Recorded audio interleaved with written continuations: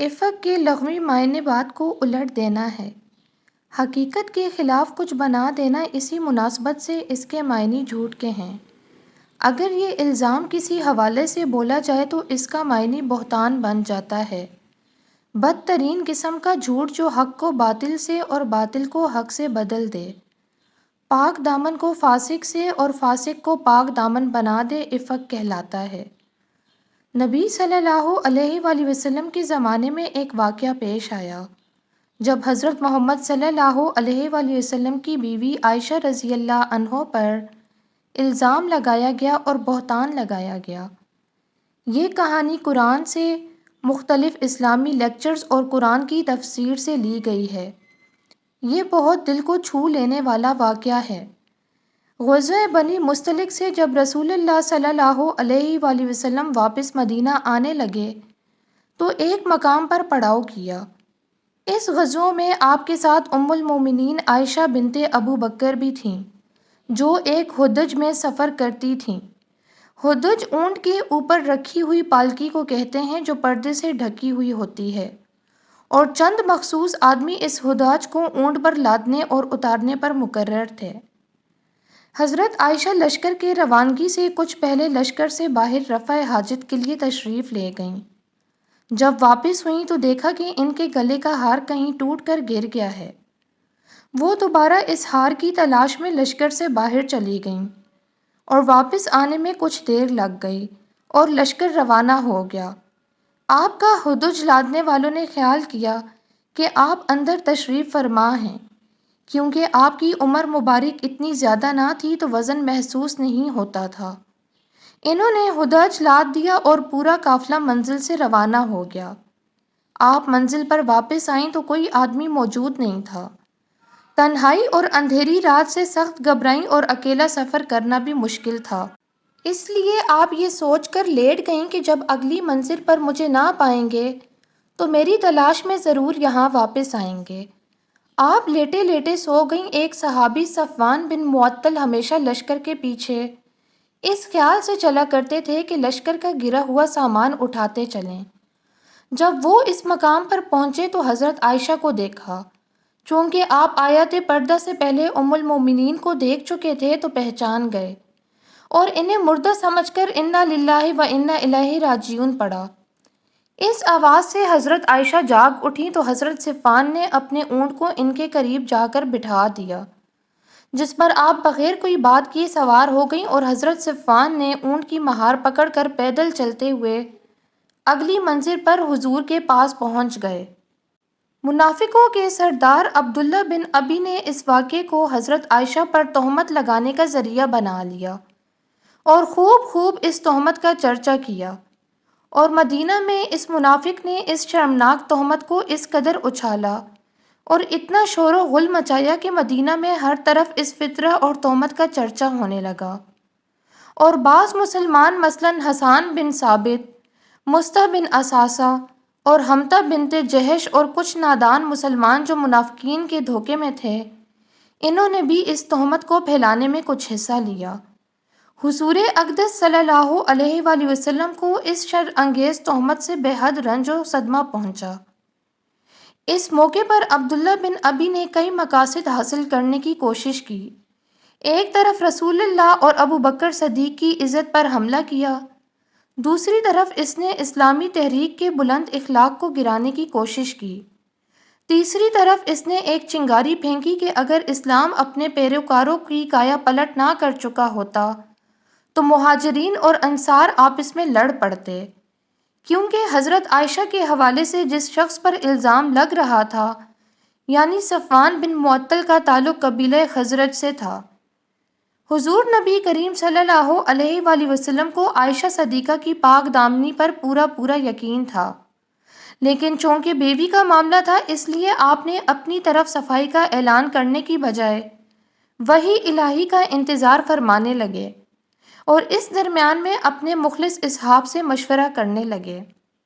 حضرت عمر فاروق نے عرض کیا، یا رسول اللہ، منافق یقیناً جھوٹے ہیں، اس لیے کہ جب اللہ تعالیٰ کو یہ گوارا نہیں ہے کہ آپ کے جسم میں اطہر پر ایک مکھی بھی بیٹھ جائے، کیونکہ مکھی نجاستوں پر بیٹھتی ہے، تو بھلا جو عورت ایسی برائی کی مرتکب ہو، خداوند قدوس کب اور کیسے برداشت فرمائے گا کہ وہ آپ کی زوجیت میں رہ سکے؟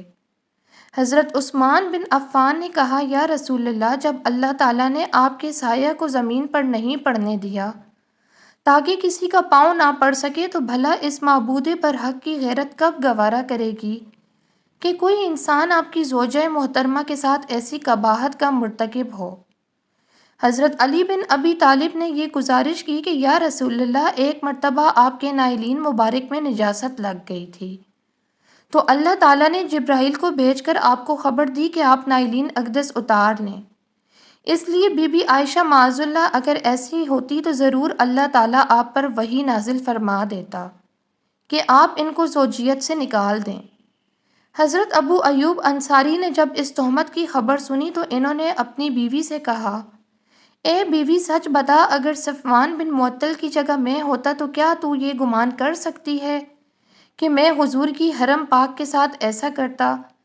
تو ان کی بیوی نے جواب دیا، اگر حضرت عائشہ کی جگہ میں رسول اللہ کی بیوی ہوتی تو خدا کی قسم میں کبھی ایسی خیانت نہیں کر سکتی تھی۔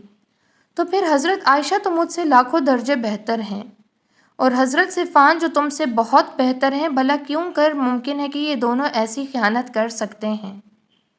جب رسول اللہ نے حضرت بریرہ جو حضرت عائشہ کی لونڈی تھی ان سے سوال کیا تو انہوں نے عرض کی کہ یا رسول اللہ، اس ذات پاک کی قسم جس نے آپ کو رسول برحق بنا کر بھیجا ہے کہ میں نے بی بی عائشہ میں کوئی عیب نہیں دیکھا۔ ہاں، اتنی بات ضرور ہے کہ وہ ابھی کم سن ہے، وہ گوندا ہوا آٹا چھوڑ کر سو جاتی ہیں اور بکری آ کر کھا ڈالتی ہے۔ رسول اللہ نے اپنی بیوی ام المومنین زینب بنت جہش سے دریافت فرمایا، جو حسن و جمال میں حضرت عائشہ کے مثل تھیں، تو انہوں نے قسم کھا کر یہ عرض کیا کہ یا رسول اللہ، میں اپنے کان اور آنکھ کی حفاظت کرتی ہوں، خدا کی قسم میں تو حضرت بی بی عائشہ کو اچھا ہی جانتی ہوں۔ ایک دن رسول اللہ صلی اللہ علیہ وآلہ وسلم نے منبر پر کھڑے ہو کر مسلمانوں سے فرمایا کہ اس شخص کی طرف سے مجھے کون معذور سمجھے گا یا میری مدد کرے گا جس نے میری بیوی پر بہتان تراشی کر کے میرے دل کی آزاری کی ہے؟ خدا کی قسم میں اپنی بیوی کو اچھی طرح سے جانتا ہوں، اور ان لوگوں یعنی منافقوں نے اس بہتان میں ایک ایسے مرد صفوان بن معطل کا ذکر کیا ہے جس کو میں بالکل اچھی طرح سے جانتا ہوں۔ ام المومنین عائشہ صدیقہ مدینہ پہنچتے ہی سخت بیمار ہو گئیں، پردہ نشین تو تھیں ہی، بستر سے بھی لگ گئیں۔ انہیں اس تہمت تراشی کی بالکل خبر ہی نہیں ہوئی۔ جب آپ کو مرض سے کچھ صحت ہوئی تو ایک رات ام مستہ صحابیہ کے ساتھ رفع حاجت کے لیے صحرا میں تشریف لے گئیں، تو ان کی زبانی آپ نے دلخراش اور روح فرسا خبر کو سنا، جس سے انہیں بڑا دھچکا لگا اور شدت رنج و غم سے نڈھال ہو گئیں۔ چنانچہ آپ کی بیماری میں مزید اضافہ ہو گیا اور دن رات بلک بلک کر روتی رہیں۔ آخر جب آپ سے صدمہ برداشت نہ ہو سکا تو رسول اللہ سے اجازت لے کر اپنے والدین کے گھر چلی گئیں اور اس منحوس خبر کا تذکرہ اپنی ماں سے کیا۔ ماں نے تسلی و تشفیق دی مگر یہ برابر روتی رہیں۔ ایک دن رسول اللہ اچانک تشریف لائے اور فرمایا کہ اے عائشہ، تمہارے بارے میں ایسی ایسی خبر اڑائی گئی ہے کہ اگر تم پاک دامن ہو اور یہ خبر جھوٹی ہے تو عنقریب خداوند تعالیٰ تمہاری صفائی بذریعہ وہی اعلان فرما دے گا، ورنہ توبہ استغفار کر لو، کیونکہ جب کوئی خدا سے توبہ کرتا ہے اور بخشش مانگتا ہے تو اللہ تعالیٰ اس کے گناہوں کو معاف فرما دیتا ہے۔ حضور کی یہ گفتگو سن کر حضرت عائشہ کے آنسو بالکل تھم گئے اور انہوں نے اپنے والد ابو بکر صدیق سے کہا کہ آپ نبی کریم صلی اللہ علیہ وآلہ وسلم کا جواب دیجیے۔ تو انہوں نے کہا، فرمایا، خدا کی قسم میں نہیں جانتا کہ حضور کو کیا جواب دوں۔ پھر انہوں نے ماں سے جواب دینے کی درخواست کی تو ان کی ماں نے کہا کہ میں بھی نہیں جانتی کہ میں کیا جواب دوں۔ پھر خود حضرت بی بی عائشہ نے حضور کو یہ جواب دیا کہ لوگوں نے جو ایک بے بنیاد بات اڑائی ہے اور یہ لوگوں کے دلوں میں بیٹھ چکی ہے اور کچھ لوگ اس کو سچ سمجھ چکے ہیں، اس صورت میں اگر میں کہوں کہ میں پاک دامن ہوں تو لوگ اس کی تصدیق نہیں کریں گے، اور اگر میں برائی کا اقرار کر لوں تو سب مان لیں گے، حالانکہ اللہ تعالیٰ جانتا ہے کہ میں اس الزام سے بری ہوں اور پاک دامن ہوں۔ اس وقت میری مثال حضرت یوسف کے باپ حضرت یعقوب علیہ السلام جیسی ہے، لہٰذا میں وہی کہتی ہوں جو انہوں نے کہا تھا، یعنی اب صبر ہی بہتر ہے، اور اللہ ہی سے مدد مانگتی ہوں اس بات پر جو تم بیان کرتے ہو۔ یہ کہتی ہوئی انہوں نے کروٹ بدل کر منہ پھیر لیا اور کہا، اللہ تعالیٰ جانتا ہے کہ میں اس تہمت سے بری ہوں اور پاک دامن ہوں، اور مجھے یقین ہے کہ اللہ تعالیٰ ضرور میری صفائی کو ظاہر فرما دیں گے۔ رسول اللہ حضرت ابو بکر صدیق کے گھر میں موجود تھے اور ابھی تمام لوگ اپنی جگہ پر بیٹھے تھے کہ اچانک حضور پر وحی نازل ہونے لگی اور آپ پر نزول وحی کے وقت کی بے چینی شروع ہو گئی۔ شدید سردی کے موسم میں آپ کے بدن مبارک سے پسینے کے قطرے ٹپکنے لگے۔ وحی اترنے کے بعد رسول اللہ نے مسکراتے ہوئے فرمایا کہ اے عائشہ، تم خدا کا شکر ادا کرتے ہوئے اس کی حمد کرو کہ اس نے تمہاری صفائی اور پاک دامنی کا اعلان فرما دیا۔ اور پھر آپ نے قرآن کی سورہ نور میں سے 10 آیتوں کی تلاوت فرمائی، جو آیت نمبر 11 سے شروع ہو کر 20 پر ختم ہوتی ہے۔ ان آیات کے نزول کے بعد منافقوں کا منہ کالا ہو گیا، اور ام المومنین عائشہ کی پاک دامنی کا آفتاب اپنی پوری آب و تاب کے ساتھ اس طرح چمک اٹھا کہ قیامت تک آنے والے مسلمانوں کے دلوں کی دنیا میں نور و ایمان سے اجالا ہو گیا۔ حضور نے مسجد نبوی میں ایک خطبہ ارشاد فرمایا اور اس کے بعد سورہ نور کی آیتیں تلاوت فرما کر مجمع عام سنا دیں، اور تہمت لگانے والوں میں سے حضرت حسان بن ثابت، مستہ بن اساسہ، حمنہ بنت جہش اور رئیس المنافقین عبداللہ بن ابی، ان چاروں کو حد قذف کی سزا میں 80 کوڑے مارے گئے۔ سورہ نور میں آیات کا پورا حصہ زنا، قذف اور لعن سے مستلق ان احکام کے لیے مختص کیا گیا ہے جن کے ذریعے اللہ تعالیٰ کو یہ نصیحت کرنا ہے کہ زنا کوئی معمولی چیز نہیں ہے جسے کسی محفل میں لوگوں کی تفریح کا ذریعہ بنایا جائے۔ یہ بہت سنگین ہے۔ اگر الزام لگانے والا اپنے الزام میں درست ہے تو اسے گواہ پیش کرنے چاہیے اور زانی اور زانیہ کو عبرتناک سزا دینی چاہیے۔ اگر الزام لگانے والا جھوٹا ہے تو وہ 80 کوڑوں کا مستحق ہے، تاکہ کوئی دوسرے پر جھوٹا الزام لگانے کی جرت نہ کرے۔ اور اگر الزام لگانے والا شوہر ہے تو اسے عدالت میں معاملہ طے کرنے کی مشق کرنی ہوگی، لہٰذا ایسا الزام لگانے والے کو سکون نہیں ملے گا۔ وہ اسلامی معاشرہ جو دنیا میں نیکی اور تقوی کے قیام کے لیے وجود میں آیا ہے، وہ نہ تو زنا کو تفریح کے طور پر برداشت کر سکتا ہے اور نہ ہی اس کے بارے میں کھلواڑ اور تفریح کے طور پر برداشت کر سکتا ہے۔ حضرت یوسف پر الزام لگا تو ایک بچے نے ان کی پاک دامنی کی شہادت دی۔ حضرت مریم علیہ السلام پر تہمت لگی تو ان کی پاک دامنی کا اعلان ان کے بیٹے سے کروایا گیا۔ جب حضرت عائشہ پر تہمت لگی تو اللہ تعالیٰ نے خود 10 آیتیں نازل فرما کر آپ کی پاک دامنی ثابت کی۔ اب ان آیات کی تلاوت رہتی دنیا تک رہے گی۔ شارح بخاری علامہ کرمانی نے فرمایا ہے کہ حضرت بی بی عائشہ کی صفائی اور پاک دامنی قطع و یقینی ہے، جو قرآن سے ثابت ہے، اور اگر کوئی اس میں شک کرے تو وہ کافر ہے۔ دوسرے تمام فقہ امت کا بھی یہی کہنا ہے۔ حضرت ابو بکر صدیق کو حضرت مستہ بن اساسہ پر بڑا غصہ آیا۔ یہ آپ کے خالہ زاد بھائی تھے اور بچپن میں ہی ان کے والد وفات پا گئے تھے، تو ابو بکر صدیق نے ان کی پرورش بھی کی تھی اور ان کی مفلسی کی وجہ سے ہمیشہ آپ ان کی مالی امداد فرماتے رہتے تھے۔ مگر اس کے باوجود حضرت مستہ بن اساسہ نے بھی اس تہمت و تراشی اور اس کا چرچا کرنے میں کچھ حصہ لیا تھا۔ اس وجہ سے ابو بکر صدیق نے غصے میں بھر کر یہ قسم کھا لی کہ اب میں مستہ بن اساسہ کی کبھی بھی کوئی مالی امداد نہیں کروں گا۔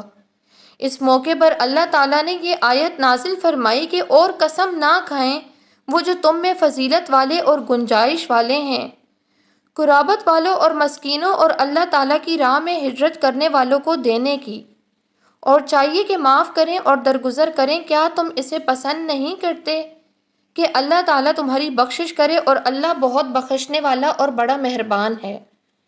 اس آیت کو سن کر ابو بکر صدیق نے اپنی قسم توڑ ڈالی اور پھر مصطح بن اثاثہ کا خرچ بدستور سابق عطا فرمانے لگے۔ تمام انبیاء کی بیویاں پاک دامن ہوتی ہیں، کبھی ان کا دامن اس گناہ کی آلودگی سے داغدار نہیں ہو سکتا۔ وہ کافر تو ہو سکتی ہیں جیسے نوح اور لوط کی بیویاں تھیں، مگر ان کا دامن عفت اس معاشرتی عیب سے عیبدار نہیں ہو سکتا، کیونکہ یہ بات شان نبوت کے سراسر منافی ہے کہ ان کے گھر کوئی فحاشہ عورت ہو اور وہ اسے برداشت کریں۔ بعض لوگ بیان کرتے ہیں کہ پیغمبر اسلام صلی اللہ علیہ وآلہ وسلم نے اس معاملے میں علی سے مشورہ کیا تھا کہ انہیں کیا کرنا چاہیے، تو انہوں نے ام المومنین کو طلاق دینے کا مشورہ دیا تھا۔ اے معاذ اللہ، یہ ہوائی کسی دشمن نے اڑائی ہوگی، یہ روایت ناقابل اعتماد ہے۔ اول اس لیے کہ پیغمبر اسلام صلی اللہ علیہ وآلہ وسلم جو خود سب سے افضل و اعلیٰ ہیں، انہیں کسی سے مشورہ کرنے کی کیا ضرورت تھی؟ دوسرا، انہیں کسی منافق کے افواہ اڑانے سے اپنی زوجہ کے بارے میں شک کرنے کا کیا جواز تھا؟ تیسرا، کیا ان کو یقین نہیں تھا کہ خدائے علیم و حکیم کوئی فحاشہ عورت ان کے حوالہ عقد میں نہیں دے سکتے؟ اور چوتھا، اگر بافرض شک تھا تو کیا خدا سے براہ راست رابطہ قائم کر کے اس کا ازالہ نہیں کر سکتے تھے؟ ہاں، البتہ اس کے برعکس برادران اسلامی کے مفسر جناب اسماعیل حقی نے اپنی تفسیر روح البیان میں یہ روایت لکھی ہے کہ جب حضرت پیغمبر اسلام نے اس سلسلہ میں علی سے مشورہ کیا تو آپ نے کہا کہ جب آپ صلی اللہ علیہ وآلہ وسلم کا جوتا نجاست سے پاک ہو سکتا ہے تو آپ صلی اللہ علیہ وآلہ وسلم کی زوجہ کس طرح اس نجاست سے آلودہ ہو سکتی ہیں؟ اس پر حضرت محمد صلی اللہ علیہ وآلہ وسلم خوش ہو گئے۔